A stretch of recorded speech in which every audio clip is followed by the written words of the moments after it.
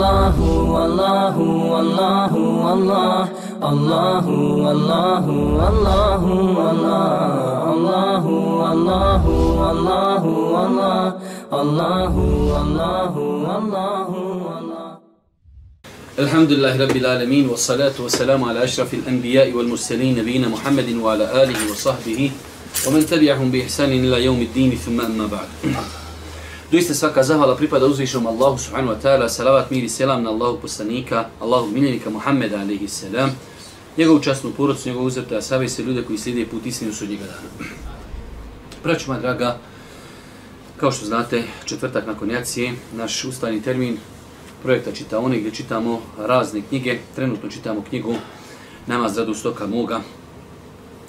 U proteklom predavanju, zadnju stvar koju smo govorili smo o određenim adabima i o vrijednosti noćnog namaza.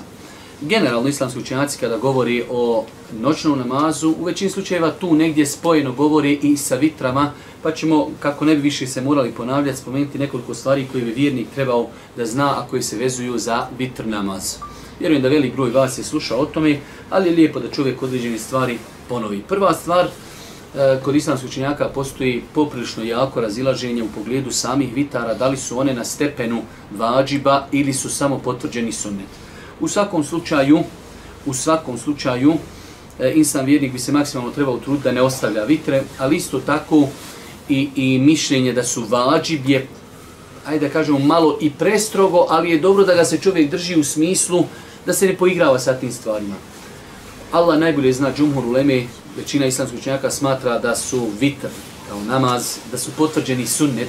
I Allah najbolje zna, možda je to mišljenje malo jače s onim hadisma, gdje Božji poslanik uvijek kaže 5 dnevnih namaza. Znači nama muslimanima je propisano strogo 5 dnevnih namaza. Sve mimo toga je vid na file, a u tim na filama opet postoji neki, ajde da kažemo, različiti stepeni.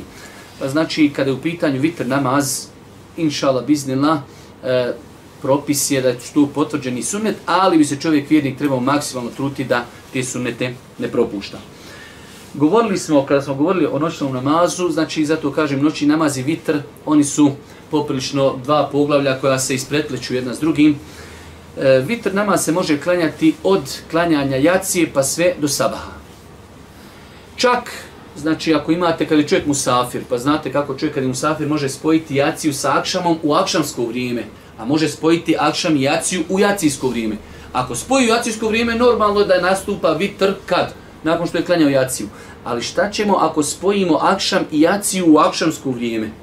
Pa kažu islamski učenjaci, ako nam je uzvišeni Allah dozvolio da jaciju kao farz pomaknemo naprijed, onda da pomaknemo i vitre mnogo je preći. Tako da čovjek ako je primjer radi na putu i jednostavno tako mu odgovara da akšam i jaciju spoji u akšamsko vrijeme, ima pravo, ako hoće, odmah klanja i vitre i sutra do sabaha, on je što se tiče obaveza završio. On je završio, sad, neko kaže ja mogu poslije ustati na noćni namaz ili ću u putu, ili to je druga stvar. Ali mi govorimo ima li pravo da čovjek kada spoji akšam i jaciju u akšamsko vrijeme, ima li pravo i pomakniti vitre? Ima. Zašto? Zato što uzvišeni Allah ako nam je dozvolio da pomaknemo farz, da ga pomaknemo, da ga klanjamo prije njegovog vremena, znači onda da pomaknemo vitre, mnogo je prioritetniji. Definitivno, došlo je u vjerodostojnim hadisima Buhari i Muslima da Iša kaže Allahov poslanik je klanjao nekada vitre na početku noći, nekada u sredini noći, ali kaže pred kraj svoga života klanjao je vitr namaz u zadnjoj trećini noći i definitivno onaj insan koji može ustati,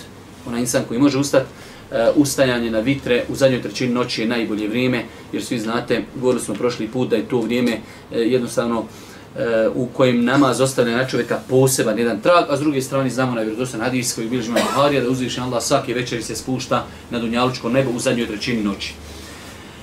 Ono što je vezano za vitre, da bi čovjek trebao da svoj dnevni taj vird namaza završi zapečati sa vitrama. Pa imamo vjerodostojni hadis da Allahov poslanik alejhi selam kaže učinite vaš zadnji namaz u toku jednog dana, nek su vitre. Sad, čovjek ako je klanjao akšam, klanjao je jaciju, neće ustajati na noći namaz, klanja vitre odmah poslije jacije i spavati. Ako misli da će ustajati na noći namaz, onda ustane noći namaz, klanja koliko može, 2, 4, 6, 8 i nakon toga opet na kraju klanja vitre. Pa je znači pohvalno, sunnet i lijepo da se završi taj naš dan.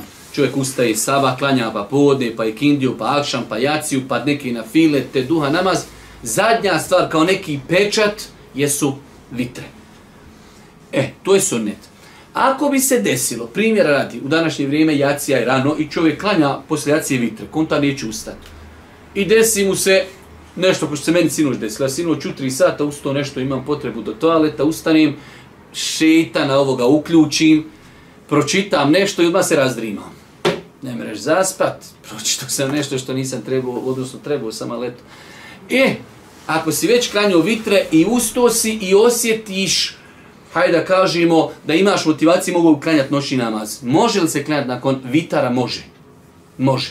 Ima sad tu dug govor kod ulemi, šta će čovjek uraditi? Ništa neće uraditi. Ustaće, klanjat će 2 rekiata, 4, 6, koliko hoće i završena stvar. Neće vitre više ponavljati. Jer Božji poslanik kaže u vjerodostojnom hadisu, nema u jednoj noći 2 vitara.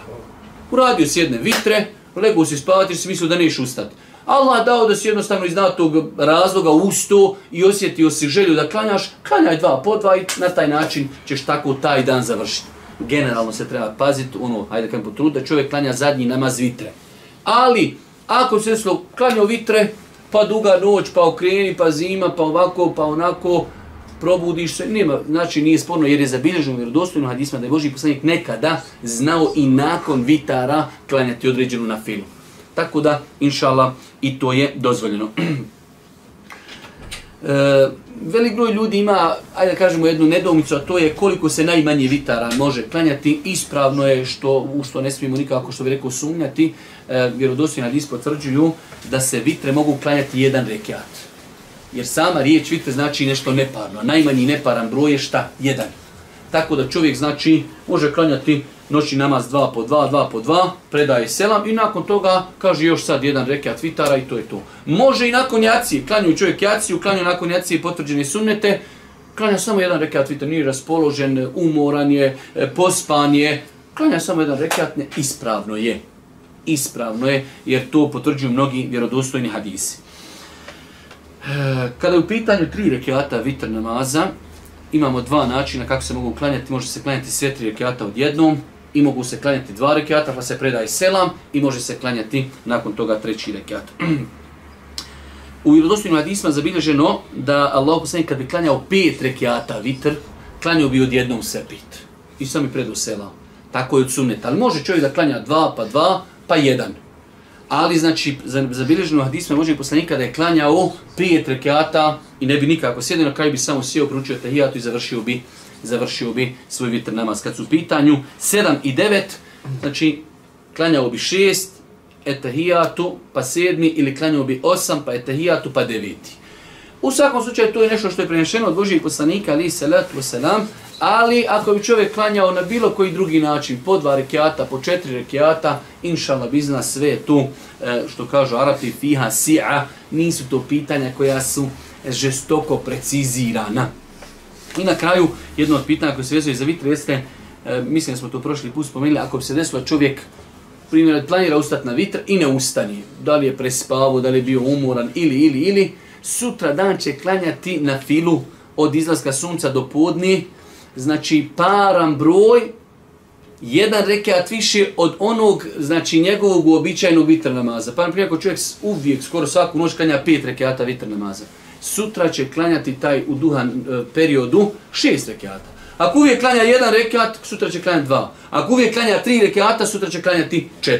To je znači potvrđeno vjerodostojnim hadisima da je Iša kazala Božji poslanik kada ne bi ustao na noćni namaz, sutra dan bi klanjao 12 rekiata. Zašto 12? Zato što je najveća praksa Božjeg poslanika bila da je klanjao 11 rekiata. To je nešto znači kratko rezimirano što bi čovjek musliman trebao da zna vezano o vitr namazu. Mi smo prošli put govorili o vrijednosti noćnog namaza, pa znači opet noćni namaz, vitr, teravija, sve su to, ajde kažemo, slična poglavlja. Pa sam ja ovdje kratko spomenuo pohvalnost klanjanja teravih namaza. Da vidimo šta ima. Od vremena Allahov poslanika sallallahu alejhi ve sellem do današnjeg dana praksa muslimana u cijelom svijetu tokom Ramazana jeste obavljanje teravih namaza u džematu. Znači vidite kako smo definisali ovu rečenicu ciljano. od vremena poslanika, jer je zabilježeno u vjerodostojnim hadisima da je Božji poslanik alejhi selatu sam nekoliko noći ustajao sa ashabima i klanjao noćni namaz teraviju u džematu. Teravih namaz se može klanjati u džematu i to je neka stalna praksa ummeta. Vi vidite ummet od istoka do zapada, kad je teravija, znači klanja se jacija i nakon toga se klanja teravija od Mekke, Medine, pa znači cijeli arapski svijet i mimo arapskog svijeta svi klanjaju teraviju u džematu. Ali isto tako je lijepo znati da teravija se može klanjati pojedinačno. Imate ljudi, nisam ušao na teraviju i to je to. Ne. Šteta je, pogotovo u zadnjoj trećini noći, čovjek iz datog momenta, da li je bio malo bolestan, umoran ili nešto ga spri, nisam ušao na teraviju. Ok, klanjaj kod kuće teraviju. Ili žene, jer znamo da je generalno gledajući ženi namaz vrijedniji u kući nego u džamiji. Imate žena kod je na teraviju, alhamdulillah, klanjat će 20 rekiata, 8 ili 10, kod kuće neće ništa. Nije neispravno, ali hoćemo da kaži, treba da se navikavam, ok, nisam klanjao, ok, ne znam mnogo učiti, otvorim sebi fino mushaf i stojeći klanjam 6 rekiata, 8, 10, 12, 20. Pa je teravija namaz, zašto ovo govorim? Samo kako bi se podučili da nije eksplicitno obaveza klanjati teraviju u džematu. Jer vjerujte, čovjek nekad iftariš se, ošao kod nekog brata, vratiš se, gužva auta, nisi stigao na teraviju. Ništa, noću sam, neću klanjati teraviju. Ok, idem kod kuće klanjati. Znači, pa čovjek treba sebi uvoditi u praksu, ako nisam stigao u džemat, nekoga možda zabolio stomak ili nije se dobro osjećao, najeo se dobro za iftar, ili imamo mi verzija, gore gdje sam ja živio, naleti meni da tako ti šeitani svašta došapni. Ja sam bio gore u Usanskom mostu 4 godine živio, pa poslije iftara dovukli jednog insana, kako se zove, na ispumpavanje. Nisam ni znao da ima termin u medicini ispumpavanje hrane. Kako to oni otvore ko aligatoru i vade botol hrane. Ne mre čovjek dihat, umiri. Dovedu oni njega jednu noć i ovi ga malo ispumpali, prodiho. Sutra opet se njega isto. Kaže njemu sad, i to podreže se u hitno isti čovjek, veli, ti opet. Halo, veli, ti svoj posao, ja sam. Ti ispumpava, ja jedem i šuti. Što dobijaš platu? Tako nekad insan dok ga odu ispumpa i dok ga vrati, dok gore čeka dok knjižicu preda, ovi već klanjali jednu teraviju. Sad šta ćemo? Hajde sine, kod kuće klanjaj sam teraviju. Pa znači nije uvjet ispravnosti teravije se klanja u džematu. Ali je praksa ummeta da se klanja u džamiji, ali pojedinci mogu klanjati i žene mogu klanjati kod kuće pojedinačno i namaz generalno. Gledajući namaz žene kod kuće je vrijedniji nego namaz, znači u bilo kojem mešćidu. Dobro, više vjerodostojnih hadisa potvrđuju vrijednost ove nafile. Ebu Hureyre radijallahu anhu prenosi da Allahov poslanik sallallahu alejhi ve sellem rekao: ko provede Ramazan klanjajući, vjerujući i nadajući se Allahovoj nagradi, bit će mu oprošteni prošli grijesi. Znači ovaj hadis, možemo reći u jednom indirektnom kontekstu, ukazuje na vrijednost teravije. Men qame Ramadane, ko provede Ramazan u kijamu, stojeći, a najbolji kijam je teravih namaz. Jer dosta puta nam se desi, možda da klanjaš sam teravih, klanjaju 3-4 rekiata, ali nakon u džami klanja se 20 rekiata i to je baš nešto što se može reći kijam, stajanje. Tako da ovaj hadis, znači, bilježi Buhari i Muslim, vjerodostojan hadis. Dobro, kada su ashabi nakon zajedničkog teravih namaza zatražili od poslanika, sallallahu alejhi ve sellem, da im klanjaju ostatak noći, on je odgovorio: onome ko klanja, misli se na teravih namaz, u potpunosti s imamom, sve dok ne završi, bit će mu upisana nagrada kao da je klanjao cijelu noć. Od vrijednosti teravih namaza jeste i to da čovjek ako klanja do kraja, koliko imam klanja, upisuje mu se kao da je klanjao cijelu noć. Ja znam da ovdje sad dolazi na poznato neko pitanje, a šta ako čovjek klanja, ako se u tom džematu klanja i vitre na način kako insan smatra da nije ispravno, Allah najbolji zna, sam iščitavao govor Šejhul Islam ibn Tejmije, postavili smo jednom pitanje Šejhul Islamu ibn Tejmije, šta ako čovjeka bude džemat insistirao da klanja vitr na način kako on smatra da je neispravno. Imate, znači, vjerodostojne hadise, Božji poslanik zabranjuje se vitr klanja kao što klanja akšam. Ali opet imate umetu ljudi koji tako klanjaju. Kaže Šejhul Islam ibn Tejmije rahmetullahi alejhi da je to fiksko pitanje koje je podležno različitim pogledima i da je odgovor u tom pitanju bio da čovjek može prihvatiti džemat u kojem ljudi od njega insistiraju da klanja na način kako on misli da nije ispravno. Tako da Allah najbolje zna insan ako bi u džematima želio da postigne novu nagradu i ostao, pa makar on kod kuće privatno ne klanja u tako vitr namaz, ali da klanja zbog ove nagrade, inšallah biznillah, nadate se da će imati nagradu. Ona standardna naša klasična pitanja svake godine koja se potežu, čisto onako, ta teravija, 20 rekiata, 10 rekiata, 8 rekiata. Ako pogledate ummet, ako pogledate knjige fika, vi ćete tu koliko ima mišljenja. Imate mišljenja da je teravija 8, da je 10, da je 20, da je 36. I dosta puta muslimani se toliko oko tih pitanja svake godine, hajde da kažemo, raspravljaju bespotrebno. To je, braćo moja draga, na fila, ko može klanjati 20, ne klanja, ko će klanjati 8, ne klanja, ko će klanjati 10, ne, ko će nakon 20 još klanjati kod kući. To su sve pitanja na fila, mi smo toliko sebi nabili problema bespotrebno. Bespotrebno, znači ne pazite, vidite dole kad odi čovjek u Meku i Medinu. Pola umeta, neko klanja 5 rekiata, ode kući, neko klanja 8, ode, neko klanja 12, ode, neko 16 i niko ni u kog ne gleda. I samo kad dođemo kući, onda mi odjednom počnemo gledati. Brate, hoće tebi, drago, da klanjaš 20 rekiata, klanjaj, brate, alhamdulillah, veći sevap. Ovaj neće klanjati nikako, alhamdulillah, došao na farze, ma odate poljubim u čelo. Zaista, to je ispravno pristupnik. Ja znam da ima ljudi, isto tako, ja znam i naše braće, kao kad kažem braće i malo pravičara sunneta, ode u džamiju gdje, ako hoćemo sunnet, pravi sunnet, onda daj da gledamo dužinu namaza. Ok, brate, klanjaju se 8 rekiata koji se klanjaju 6 minuta. Pa brate, ako hoćeš baš sunnet, nije samo broj 8. Gdje je ona dužina da je Božji poslanik stao da je klanjao na jednom rekiatu 5 džuziva? Pa dobro, daj da i nadomjestimo sa onih 20 rekiata. Ne, neka je po sunnetu 8. Ma nije po sunnetu 8. Niti si postigao vremenski, niti si brojčano, ništa. Pa treba, znači, tako pristupiti tom pitanju. Ako baš hoćemo da se povodimo po sunnetu, hajmo nek nam teravih namaz. Znate li da su ashabi, znači toliko klanjali teravih namaz nakon smrti Božijeg poslanika, ali se letu se nam kaže toliko da bi imali samo vremena nakon teravije otići kući se hurice i nastupio bi sabah. Toliko su nam klanjali teraviju. A hoćemo sunnet, hajmo tako klanjati. Mi, alhamdulillah, što nam je ovo ugodno, i ćevap i sevap. I klanjali po sunnetu 8, i za 10 minuti izišli, stigli na utakmicu, i finale, i penale, sve smo prigledali. I još i po sunnetu. Boga mi ga nismo. Ma, liješ, izvinjaju se, ali nisi po sunnetu. Moš po sunnetu vaša, de 4 sata stoji na nogama. Koliko god još rekat? 36, 40, 5, 1 rekat, klanjaj toliko dugo. Mi se ufatimo za broj, a ne držimo se za dužinu.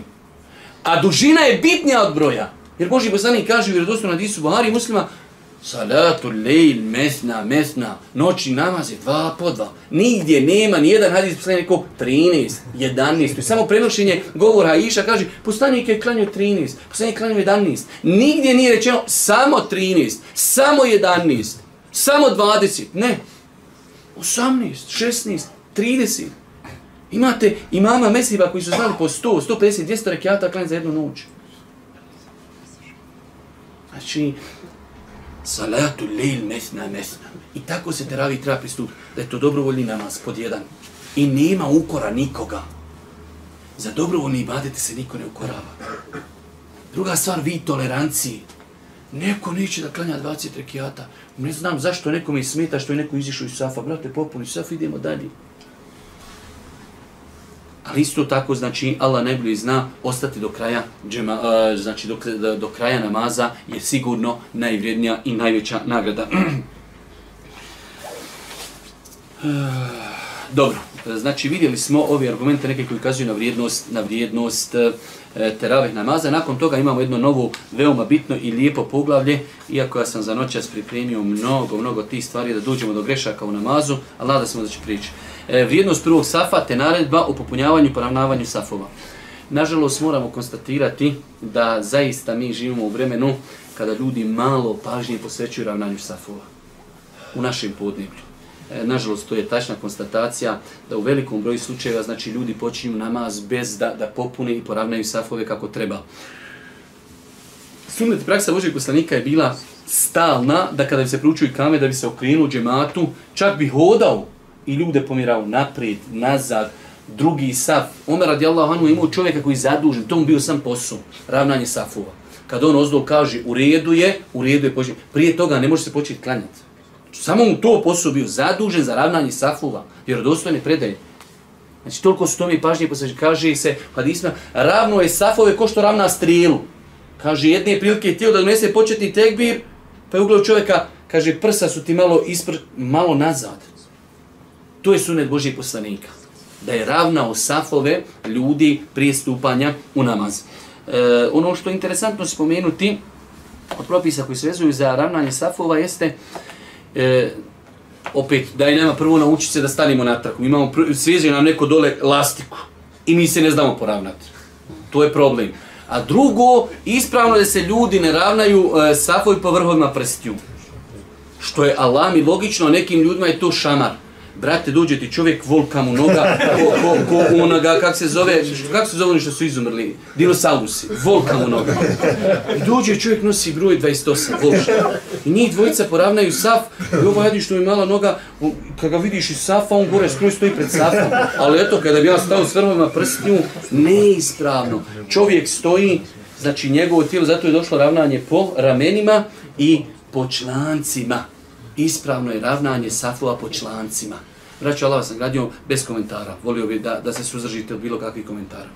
Znači, safovi se ravnaju po ramenima i po člancima. Nikako po vrhovima prstiju. Ali evo, ja rab da se nama uštosit ravnat po prstima, pa ćemo onda te s kraćim nogama malo gore dole i ove s dužim nogama i njih ćemo nekako uklopiti. Pa je to nepoznanica velikom broju ljudi, a da ne govorimo što imamo problem, ja sam svojim očima gledao koliko šte puta da ljudi klanjaju sami iza safa. To je sve pitanje vezane za safov. Ja imam kod kuće knjigu, kad sam bio na magistratu, čovjek je magistrirao, napisao magistarsku tezu, samo propisi ravnanja safova. I na tom je magistrirao, knjigu napisao. A mi tim pitanjima tako lako pristupamo. Klanjanje iza safova, imate dva vjerodostojna hadisa, Božji poslanik vidio čovjeka kako klanja iza safa, kaže, vrati se klanja, ponovi namaz, neispravan namaz. Osobi koja može naći mjesto u prvom safu, drugom ili nekom safu i klanja, a ja tako vidiš, dođeš u džamiju, vidiš gore u safu, ali njemu je teško otići, na kraj safa duga džamija, 13 metara, pa njemu to teško otići, daj ti meni tu, ja ću sam klanjati. Ne moramo reći da je neispravan namaz, evo, hajde ono da kategorički, ali je upitan je namaz, a insan se mora uvijek paziti da svoj namaz sačuva od pitanja gdje mu je upitan namaz. Pa da vidimo neke hadise koji ukazuju na vrijednost i bitnost popunjavanja safova. U jednom od prethodnih poglava govorili smo o vrijednosti namaza objavljenog u džematu. Sada ćemo spomenuti nekoliko argumenata koji ukazuju na posebnu vrijednost prvog safa kada se namaz obavlja u džematu te druge hadise vezane za to. Znači jednostavno ako klanjamo u džematu, kako ćemo klanjati u svim safovima? Pa govoriti o džematu odmah automatski iziskuje i govoriti o ravnanju safova. Dobro. Kad bi ljudi znali vrijednost prvog safa, kockom bi određivali ko će klanjati u njemu. Ebu Hureyre radijallahu anhu prenosi da Allahu poslanik sallallahu alejhi ve sellem rekao: kada bi ljudi znali kolika je vrijednost ezana i prvog safa, oni bi, kada ni na koji drugi način to ne bi mogli odrediti, bacanjem kocke odlučili ko će učiti ezan ili klanjati u prvom safu. Znači kad bi ljudi, kaže, znali, toliko bi se oni sad došli u džamiju, ne mere, ja hoću prvi saf, ja hoću, nećeš ti, kako ćemo odrediti, svađaju se. Hajde, bacit ćemo kocku, pa ko ispadne, on će klanjati. Toliko bi se ljudi, kaže, natjecali da ne bi bilo druge metode, osim da se riješi to kocku. Ezan učit i klanjati u prvom safu. Ovdje se misli ezan učiti u džamijama, znači ako su ljudi došli negdje na izlet ili to, ali u džamijama gdje imamo ezin, znači definitivno muezin je najprioritetniji da ljudima uči ezan kao što je imam. Vi nekada imate imam u džamiji, možda zna 5 džuzija Kur'ana i za njega hafiz, ali imam u džamiji je najprioritetniji da klanja ljudima. Znači ona pravila je ummul qawme aqra'uhum li kitabillah, ljude predvodi onaj koji je najučeniji, onda kada nije imenovan imam, isto tako muezin. Pa se ovaj hadis znači da ne dođe sutra neko i muezinu, halo, bacam kocku, ja učim, ne znam tebi, razumiješ. Brate, idi dole u posao, predaj, muezin, to je to. Za saf, vrijednost prvog safa, kaže, kada bi ljudi znali kolika je vrijednost, ne bi mogli drugačije odrediti osim bacanjem kocki. Dalje. Prvi saf je najbolji.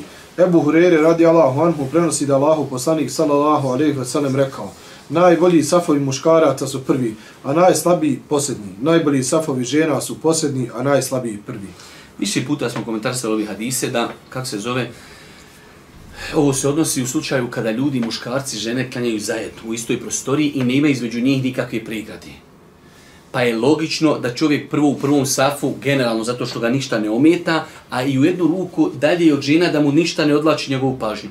Pa su kaj najvrijedniji safovi prvi, a najmanje vrijedni su zadnji. Za žene obrnuto.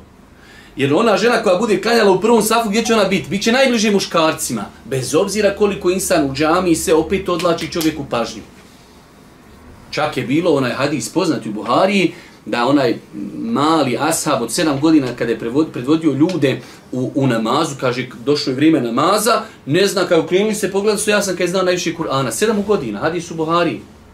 Jer sam, kaže, karavane su prolazile pored naše kuće i naučio sam od njih 70 sura Božih poslanika. Ali bio malen, 7 godina.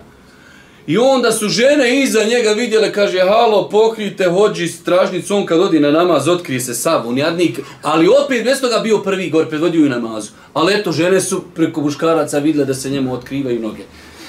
Pa je, znači, najbolji safovi za žene onda kada klanjaju u istoj prostoriji, u istom mešćidu i nema zavjese nikakve. Ako se desi da žene klanjaju na spratu gdje muškarci ne vidi ili odvojene zastavom, tada je i za žene prvi saf najbolji.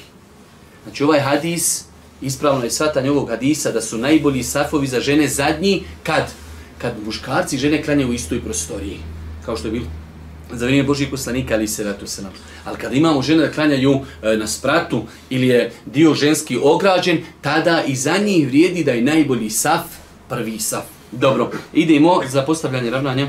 Za postavljanje ravnanja safova vodi k razjedinjenosti. Ebu Mesud radi Allahu anhu kaže, pred početak namaza Allahu poslanik sallallahu alejhi ve sellem tapšao bi nas po ramenima govoreći, poravnajte se i nemojte se razilaziti da vam se srca ne bi razjedinila. Neka odmah iza mene stanu punoljetni i razboriti, a zatim oni kojim u tom pogledu najviše sliče, a zatim oni kojim u tom pogledu najviše sliče. Vidite, kaže, pred početak namaza tapšao bi ramena, poravnajte, popunte i tako dalje. Pa kaže Allah poslanik alejhi selatu vesselam, imate mnogo više predaja na tu temu, ili ćete vi, kaže, popuniti i poravnati safove, ili će Allah razjediniti vaša srca. I vidite Allah ti kako je stanje u našim džamijama. Imaš ljudi, primijetno je to, mislim, nek se ljuti ko hoće što se o tome i govori, ali se o tome i mora govoriti. Dođeš u džamiju i osjetiš mržnju čovjeka u džamiji prema tebi više nego što osjetiš mržnju kad prolaziš možda negdje kroz neka mjesta gdje većinom nisu muslimani, stanovnici tih mjesta. Zašto? Zato što jedan od faktora što muslimani ne zbijaju svoje safove, pa je Allah dao da su razjedinjeni njihova srca. Nelogično ima da čovjek tebe u džamiji mrzi. Brate, vjeruj mi da Allah oprosti kad čovjek došao u džamiju na glavi stavi, neka te u džamiji, stavi se u džamiji. Imaš ljudi, ako nisi sve kloniran kao on, završena stvar. Pa je neispravno, ali je opasno da Božji poslanik kaže, ili ćete vi popuniti. Ako ostanete razjedinjeni, tako će vam se razjediniti vaša srca. I zaista su srca ummeta razjedinjena. Srca muslimana razjedinjena. Dođeš u džamiju, samo... Ja sam da me iziđe ovdje, čovječe, hoće me neko ureći, upašću ovdje u nesvijest.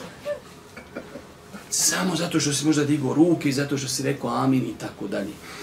Dobro, šta kaže se? Nu'man ibn Bešir. Nu'man ibn Bešir radi Allahu anhu pripovjeda. Čuo sam Allahov poslanika sallallahu alejhi ve sellem kako kaže, ili ćete poravnati svoje safove ili će vas Allah razjediniti. Dalje, u muslimovoj verziji. U muslimovoj verziji navodi se Allahov poslanik sallallahu alejhi ve sellem poravnavao je naše safove kao da ispravlja strijelu. Tako bi činio sve dok ne bi vidio da smo shvatili šta želi od nas. Jednog dana izašao je i zastao, te malo prije nego što će donijeti početnik tekbir ugleda čovjeka čija su prsa isturena iz safa pa reče, o Allahovi robovi, ili ćete poravnati svoje safove ili će Allah vaša srca učiniti razjedinjenje. Vidite koliko ovdje ima propisa. Prva stvar, prije namaza poslanik bi ravnao safove. To je sunnet, znači da čovjek koji predvodi im ljude u namazu, da on ih poravna. Ako ljudi već se nisu poravnali, da on dođe i kaže malo naprijed, malo nazad, to je jedna stvar. Druga stvar, kaže, on bi to ponavljao dok ne bi shvatili mi šta on od nas hoće. Nisu se poravnali za 10 minuta, nećemo ljudi početi dok ne shvatite. Pa pol sata, dok se naučite, ali samo ne mora se krenuti dok ne uradimo to. To je druga stvar. Treća stvar, kaže, samo što nije donio početni tekbir, ugledao je čovjek. Aha, zaustavi, ne može. Halo, popravi saf. Pogledajte koja pažnja Božijeg poslanika prema safovima. Zato je došlo u vjerodostojnim hadisima, kaže, potpunjavanje safova je potpunjavanje namaza. Dobro, dalje. Ravnanjem safova upotpunjuje se namaz. Enes radijallahu anhu prenosi da Allahov poslanik sallallahu alejhi ve sellem rekao: poravnajte svoje safove. Uistinu je poravnavanje safova dio uspostave namaza. Dalje u verziji. U verziji koju bilježi Buhari navodi se, jer je poravnavanje safova dio namaza. Dio namaza. Pa je veoma bitno, zato je bilo u Lemiji, sjećam se nekad dok sam baš bio na magistratu, pa sam radio jednom baš to pitanje ravnanje safova kao seminarski rad. Imate jako mišljenje, veoma jako mišljenje, da u osnovi mesela pitanja ravnanje safova da je vađib ravnanje safova. Osnova pitanja, zbog svih ovih naredbi. Vi znate kad u islamu ima da Božji poslanik prijeti nekom kaznom za određen grijeh, da je to veliki grijeh. A ako je nešto veliki grijeh, onda s druge strane, znači, ispunjavanje toga je vađib i obaveza. Pa jako mišljenje da popunjavanje safova je obaveza džematu. Vađib. Dobro, kako? Kako ravnati safove? Džabir ibn Semura radijallahu anhu kazuje: Allahu poslanik sallallahu alejhi ve sellem istupio je pred nas i rekao nam: zar se nećete poredati u safove onako kako to čine meleci kod svoga gospodara? A kako se Allahu poslaniće meleci redaju u safove kod svoga gospodara? Upita smo, a on odgovori: tako što upotpune prve safove i dobro se u njima zbiju. Znači prva stvar kako popunjavati safove, imamo nekoliko pravila. Prvo je pravilo, popunjaj se prvi saf. I ne formira se uopšte drugi saf dok se prvi ne završi. To je pravilo. Prvi saf, kad vidimo da je puno, onda ide drugi saf. Kaže, prvo upotpunjavanje safova i druga stvar, zbijanje safova. Ja sam o tome mnogo puta govorio, određen broj ljudi dođe u džamiju, hoće da ima neku širinu koju ima kod kući. Džamija ima svoj kodeks. Brate, ako si došao u džamiju, treba da se ponašaš shodno kodeksu džamije. A kodeks džamije je da muslimani jedan drugog trebaju dodirivati ramenima u safovima. Sad svakako, ja znam da je bilo naših braća koji su pretjerivali, to voliko ostalo, 20 cm između dvojici ljudi, tu treba on čovjek dođe volki ko ormar širok i on se tu ugura. I ova dvojica cijelo vrijeme ovako stoje. I čovjek hoće da spoji noge, dedo ide i onda na jednoj nozi stoji. Nagne se na radijator. Brate, staniš, koliko su široka tva ramena, ko se hoće spojiti ko neće, brate, nema nikakvog onaj... Pa imamo dvije krajnosti, ima ljudi ne smiješ ga dodiriti, ko što je sad ono izmislilo, ja nedavno bio kod oca od Enesa i Lađije, pa im pokazuju sad ljudi kad čuvaju ovdje, samo fino razapne struju, paša, i više čobani ne trebaju, ne imati struju, ovca dirne strese i ona ne izlazi. Tako imaš ljudi, misli ako tebe dodirne stres će ga struja. Brate, nećete svi struja, nisam nikakva žica ni ovca, ništa spoji i klanjamo fino safove. Ali ne treba, ako vidiš čovjek bježi od tebe, ti sad za njim dok ga ne stigneš za njim i on jadni gotov, sad ono, predajem se. Brate, staniš ko hoće da spoji saf, hoće, ko neće. Dalje. Enes radijallahu anhu rekao je: proučen je ikamet za namaz, pa se Allahov poslanik sallallahu alejhi ve sellem okrenuo prema nama i rekao: formirajte se i dobro zbijte svoje safove, ja vas uistinu vidim iza svojih leđa. Dalje, u jednoj verziji? U jednoj verziji imamo Buhari još se navodi da Enes radijallahu anhu rekao: tako bismo rame priljubili uz rame svoga druga, a stopalo bismo priljubili uz njegovo. Ovo je znači Enes pojašnjava kako su oni, jer Božji poslanik je bio imam. Enes pojašnjava kako su oni za vrijeme poslanika ravnali safove. Pa bi mi, kaže, rame priljubili uz rame i nogu uz nogu. To je sunnet, znači, kojeg je Božji poslanik gledao od ashaba i to im odobrio. Jer vi znate da kada se definiši šta je sunnet Božjeg poslanika, to su tri stvari. Govor, njegova praksa i njegovo odobrenje. Zato u onom hadisima, kad je Božji poslanik vidio Halid ibn Velida da jede, ne znam ni kako se na bosanskom kaže, dab, onaj, ne znam, nije, nešto je, onaj veliki, onaj gušter, imaju crtići o tome. Pošto nije poslanik vidio, kaj ja ne mogu jesti, nisam tu, mi u Meki to nismo naučili jesti. Ne znam to. Ali vidio Halid ibn Velida jede i nije mu rekao da je to haram. Znači, to je odobrenje u islamu, kad Božji poslanik nešto vidi i prešuti, to je propis.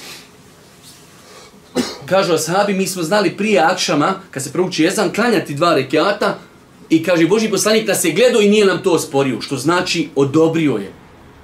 Isto ovo, Božji poslanik vidi kako se ashabi reda i popunjavaju i tako je u redu. Znači, odobrio Božji poslanik taj propis. Pa je ispravno od sunneta, ko hoće pravo sunnet praktikuje, da se lagano spoji. Lagano, ne u volki prostor gura čovjeka od 80 cm. Lagano čovjek stane i da se lagano priljubi ramena i da se lagano priljubi stopala. De nam samo ovaj prvi hadis. Meleci blagosiljaju one koji su u prvim safovima. Bera ibn Azib radijallahu anhu kaže, Allahu poslanik sallallahu alejhi ve sellem prolazio bi kroz safove s jedne na drugu stranu, dodirivao nas po prsima i ramenima govoreći, nemojte se razilaziti, nemojte da su vaši safovi neuredni, pa da vam se srca razjedini. I uistinu uzvišeni Allah i njegovi meleci blagosiljaju prve safove. Znači, ovo je vjerodostojan hadis koji nam bilježi, znači Ebu Davud i drugi hadis vjerodostojan. Ima hadis da samo stoji da Božji poslanik blagosilja desnu stranu safova i taj hadis Allah najbolje zna, ima dosta govora učenjaka kojeg zato ga nismo htjeli ovdje ni spomenuti. Ali generalno je pravilo, znači da uzvišeni Allah i njegovi meleki blagosiljaju ljude u prvim safovima i to je definitivno jedna hajde da kažemo, velika vrijednost koju čovjek vjernik trebao da se natječi. Nerijetko se desi, evo vjerujte, u nekim velikim džamijama dođete i ljudi 15-20 minuta uđu u džamiju ranije i ono bitno je se nagrijeti neđe gdje ima radijator, da je toplo i u prvom safu, znači do vremena ezana ljudi ne popune prvi saf. Zato što ljudi nisu svjesni nagrade. Nema natjecanja. Mi smo izgubili to nešto što se zove duh natjecanja u ibadetima. To je kod nas nepoznanica. Da čovjek dođe i kaže, danas dođem u petak, prvi saf popunjen. A koliko je sati? Pola 12. Doće, a sljedeći put u 11:15. Opet pun. Doće, a drugi put u 11. Opet, ali nemaš potrebe, dođi 5 do 12, prvi, onako ja navodim samo primjer. Slobno, možeš doći 5 do 12 i imaš mjesta, gdje god hoćeš, izaberi sebi. Hoćeš biznis klasu, gdje god hoćeš stati, možeš. Ali nedostaje nam tog natjecanja. Čovjek došao u džamiju, prva saša treba ušao u džamiju, ima mjesto u prvom safu. To tako mu'min razmišlja. Ako sam već došao u džamiju i već sam tu, i već sjedit ću tu, najbolje mi je da sjedim u prvom safu. I zašto?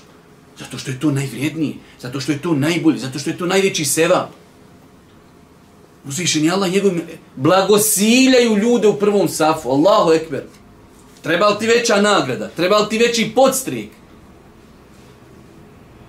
U džami Božjih poslanika i danas dan. Hajde dođite klanjati u prvom safu. Hajde dođi za džumu, znači džuma neki u 12. Dođi u 9 sati, ima mjesto u prvom safu. 3 sata prije. Hajde dođi u 9 sati da više ima mjesto u prvom safu. Nemoguće. Nemoguće. Ljudi od sabaha ostaju sjediti. I ljudi znaju vrijednost. Jer ljudi znaju vrijednost. Dobro.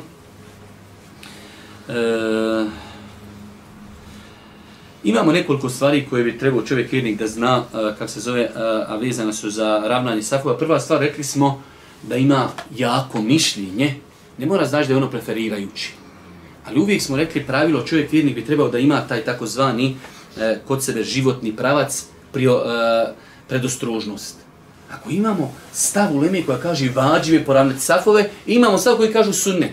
Mi ako poravnamo safove, po svima smo u redu. I po jednima i po drugima. Ali ako ne poravnamo, po jednima smo griješni. Pa kada god u životu možeš uraditi djelo, da ti svi kažu ekstra, uradio si dobro, uradi tako. Znači taj takozvani u arapskom el-ihtijat, predostrožnost. Pa je bilo jako mišljenje islamskih učenjaka koji smatrali da ravnanje safova je vađib, obaveza. Druga stvar vezana za safove jeste da, rekli smo, u više vjerodostojnih hadisa je došlo da Božji poslanik upozorio se klanja izvan safa. Sad imamo ono standardno, klasično pitanje, došao je čovjek u džamiju i zaista prvi saf popunjen. Ne može, on jadnik, on se inače može ubaciti na 10 centi, ali nema ni 10. Popunjeno. Šta će? Hoće li klanjati sam ili će nekoga potegnuti iz safa? Allah najbolji zna, ispravno mišljenje će klanjati sam. Zato što la yukellifullahu nefsen illa wus'aha. Allah ne duži insana osim u granicama njegove mogućnosti.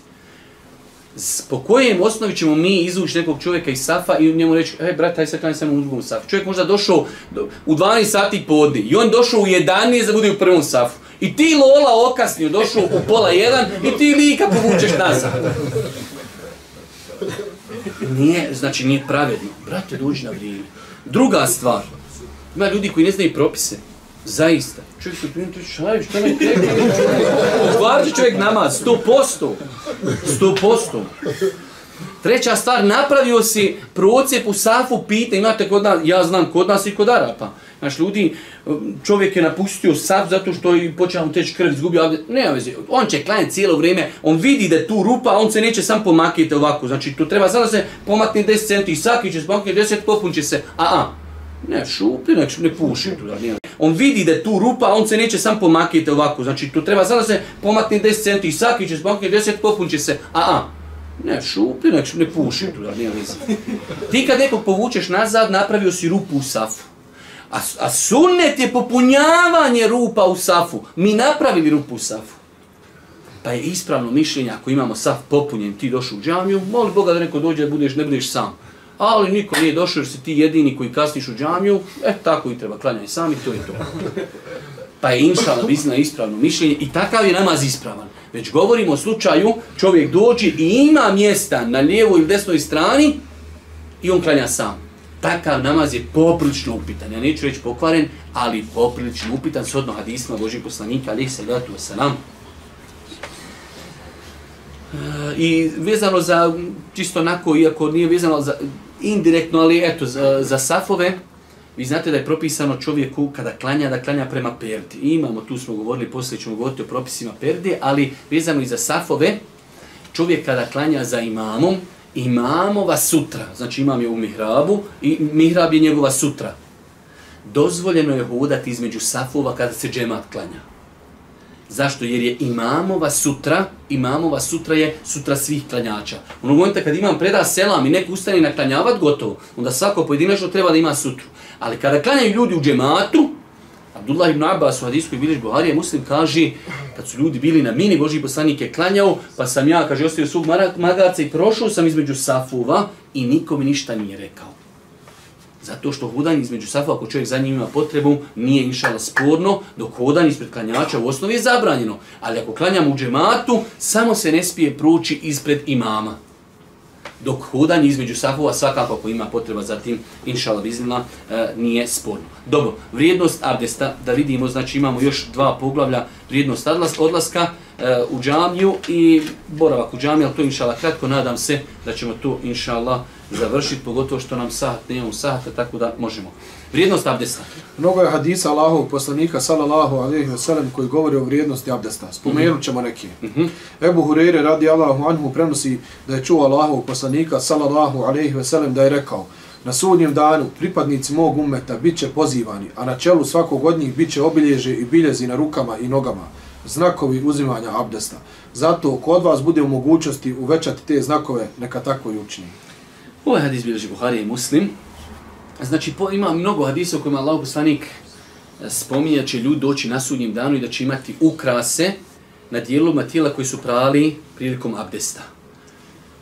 U onom hadisu koji govori o haudu, da je Božji poslanik rekao da će dočekati svoj ummet na haudu, pa su mu kazali ashabi Allahov poslanik, kako ćeš ti poznati sljedbenike svog ummeta među drugim narodima? Jer mi smo jedan dio historije prije nas od Adema alejhi selam, koliko je ljudi prošlo i ljudi na sudnjem danu.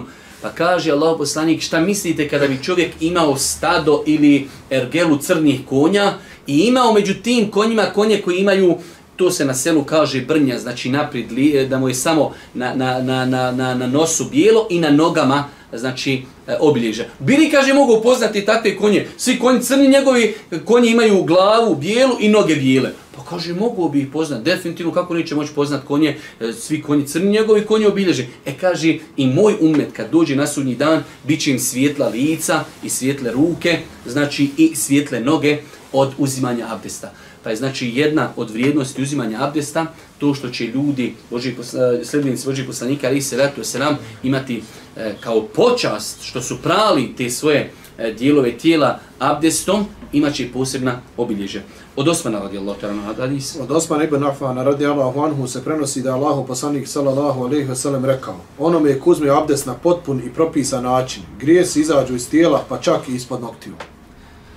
Imamo poslije će doći hadis u dužoj verziji da Božji poslanik kaže čovjek kada opere svoje lice sa posljednjom kapi vode padnu grijesi koje je počinio čovjek svojim očima. kada operi ruke, sa posljednjom kapi vode padnu grijesi koji činio rukama i kada operi noge, sa posljednjom kapi vode opadnu grijesi koji činio nogama. Tako da je potpuno uzimanje abdesta je razlog opraštanja grijeha. Kroz mnogo je hadisa potvrđeno. Evo ovaj od Osmana hadis.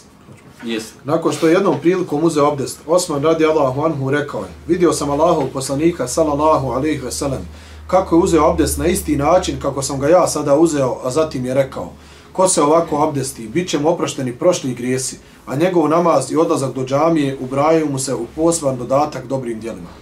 Znači, ko uzme abdest ovako, vidite kako, znači, Osman je pokazao kako je abdestio poslanik. Pa kaže, ja kad sam vidio poslanika da je ovako abdestio, Božji poslanik je rekao, ko ovako abdesti, bit će mu oprošteni grijesi.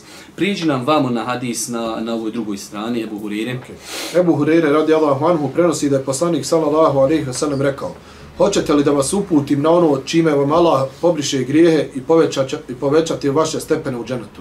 Svakako Allahu poslanić odgovoriše, a on reče: temeljito i potpuno uzimanje abdesta u teškim uvjetima, mnogo koraka do džamije i iščekivanje novog namaza nakon tek obavljenog. To vam je istinski ribat, to jest bjedenje na Allahovom putu, to vam je istinski ribat. Ovdje znači 3 stvari Božji poslanik spominje kao stvari koje brišu grijehe. Prvo od tih stvari jeste temeljito uzimanje abdesta. Čovjek zato kad dođu nekad vremena malo hladna voda, negdje je otišao na izlet s porodicom, pa malo znači čovjek treba da zna u tim teškim uvjetima uzimanje potpuno abdesta, razlog je brisanja grijeha. Svakako imaju druge 2 stvari, koračanje ka džamiji. Čak je bilo uleme koja je prakticirala da prije vremena malo krenu u džamiju da ne žuri, jer kad ne žuriš, tada možeš praviti male korake. Ti kad žuriš u džamiju, okasnio si, šta moraš pružiti korak. Pa su ljudi kretali ciljano prije vremena da bi lagano mogli ići. Zašto? Jer svaka stopa je povećanje deređe, brisanje grijeha, a druga znači isto tako nagrada. Tako da pohvalno čovjek kad ide u džamiju da ne žuri. Ide lagano i pravi manje korake da bi što veće nagrade imao. I treća stvar, iščekivanje namaza. Da čovjek znači obavio je namaz, primjer radi, ja to dosta puta navodim, primjer akšam u zimskom periodu. Klanjaš akšam, vjeruj dok dođeš kući, vrijeme će se bukvalno vratiti na jaciju. Da čovjek ostane u džamiji i iščekivati novi namaz, to je isto dijela koja uzrokuju brisanje griha. Od Omera radijallahu ta'ala anhu. Od Omera ibn Hataba radijallahu anhu prenosi se da je vjerovjesnik sallallahu alejhi ve sellem rekao: kogod od vas uzme abdest temeljito ili je rekao potpuno, a zatim izgovori ešhedu en la ilaha illallahu vahdehu la šerike lehu wa ešhedu enne Muhammeden abduhu wa rasuluhu. Svjedočim da nema Boga osim Allaha koji nema sudruga i da je Muhammed njegov rob i poslanik. Otvorit će mu se svi 8 dženetskih vrata da uđe na koja god hoće. Ovaj hadis dobro je kad imali vremena. Imam ja to na arapskom, ali eto jedan poznati tabiin, kada je čuo jednog čovjeka da ovaj hadis prenosi, iako je hadis kod imama Muslima, ali on njega u to vrijeme nije prenio lancem koji ga je zabilježio imam Muslim. On je bio gore u Iraku, Basri i Kufi. I on je čuo čovjeka prenosi ovaj hadis, uzme abdest i prouči ovu dovu glav, koja je kratko. Kaže, bit će mu otvoreno smjera vrata, kaj nek uđe na koja hoće. Ovaj kad ga čuo, šamar mu zvizno, halo, ili ti spoludio, šta pričaš, halo. U to vrijeme tako je to bilo normalno. Danas kad čovjek udario čvoku, nešto će doći nikad životu na des. Kod njih šamar mu zvizne, opet sutra dođe, mogli ja pisati hadise kod tebe. Pa mu je udario šamar, kad je postoje, kaže, došao drugi čovjek, veli, što mu udari šamar? Kaže, što priča čovjek, halo, bolan, za ovakvu dovu kratko. Pa kaže, ali ja taj hadis, kaže, bilježim, prenosim ga od čovjeka iz Mekke. Jeli? I čovjek iz Iraka pješice u Meku. Kaže, krenuo sam na hađ, ali nije mi kaj da Allah oprosti cilj hađ, idem je nađ, meni je cilj da hadis provjerim. Ja, kaže, došao tavafim oko Kjabe, kad taj prenosioc kod tavafa, veli onaj naš tamo, Jaram, priča da je od tebe čuo hadis. Ma kaže, jest od mene, ali ja sam čuo, kaže, od čovjeka u Medini. Kaže, tamam, hajde, veli, kad krenem kući kroz Medinu, pa za Irak. Došao u Medinu, sretnije tog čovjeka, prenosioca hadisa, kaže, ovaj naš gore opet, što sam ja šamar zviznuo priča od ovoga iz Mekke, ovaj viće od tebe, a to oni već počinu sumnjati. Nije od mene, onaj prenosi od onog, to je već kritično kod tih muhadisa. Kaže njemu ovaj, ja ga prenosim ponovo tamo od vašeg jednog iz Basri i Kufi. I ja ga je otuda došao čovječe, pješki.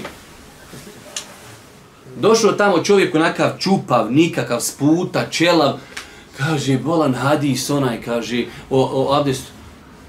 Nemo kaže, takav, ne mereš takav, kaže, čupa i runđar, kaže, pisat hadis, hajde se prvo kuće otkuple, počešaj, pa dođe, pa što je odgovor. Čovjek ošao u Meku i Medinu iz Iraka, pješke i došao iz tolke želje za hadisom, kad se fino počešaj, okupaj se, ponovo dođe. On kad je došao, kaže, taj hadis i ja prenosim od jednog. Kaže, više, a taj hadis bilježi Imam Muslim. A on kaže tada, da mi je, kaže, ovaj hadis je rodostojan, draži mi bio nego cijeli dunjaluk. A mi imamo taj hadis kod Imama Muslima. Završiš namaz, završiš hadis, kaže, šahadu an la ilaha illa wa šahadu anna Muhammeden abduhu wa rasuluhu. Kod Tirmizije ima dodatak, Allahumma džalni min at-tawwabin wa džalni min al-mutatahhirin. Hadis ima sam dvije rečenice. Ko kaže rekne ovaj zikr poslije abdesta, bit će otvorena smjera vrata, nek uđe na koja hoće u džennet. Vrijednost odlaska u džamiju. U islamu se odlazak u džamiju radi obavljanja zajedničkog namaza smatra ibadetom za koji su obećane mnoge nagrade. Spomenut ćemo nekoliko hadisa o toj temi. Znači sam odlazak, pazite, u osnovi čovjekovo pješačenje, generalno, kad čovjek sad ode u prodavnicu ili šeta, nije ibadet. Dok odlazak u džamiju ciljano, to je ibadet. Samo hodanje, koračanje je ibadet. Za koji se uvećaju nagrade. Da vidimo šta kaže. Ebu Hurere radijallahu anhu prenosi da je vjerovjesnik sallallahu alejhi ve sellem rekao: kogod ujutro ili navečer ode u džamiju, Allah mu pripremi mjesto u dženetu i to svaki put kad ujutro ili navečer ode u džamiju. Dalje, Također prenosi da je vjerovjesnik sallallahu alejhi ve sellem rekao: onome ko uzme abdest u svojoj kući, a zatim se zaputi u neku od Allahovih kuća kako bi u njoj obavio jednu od Allahovih strogih naredbi, s jednim korakom koji napravi biće mu se po jedno loše djelo, a s drugim mu se podiže stepen. Vidite, znači, ideš u džamiju, jedna stopa briše se grijeh, druga stopa povećaj se stepen kod uzvišnog Allaha.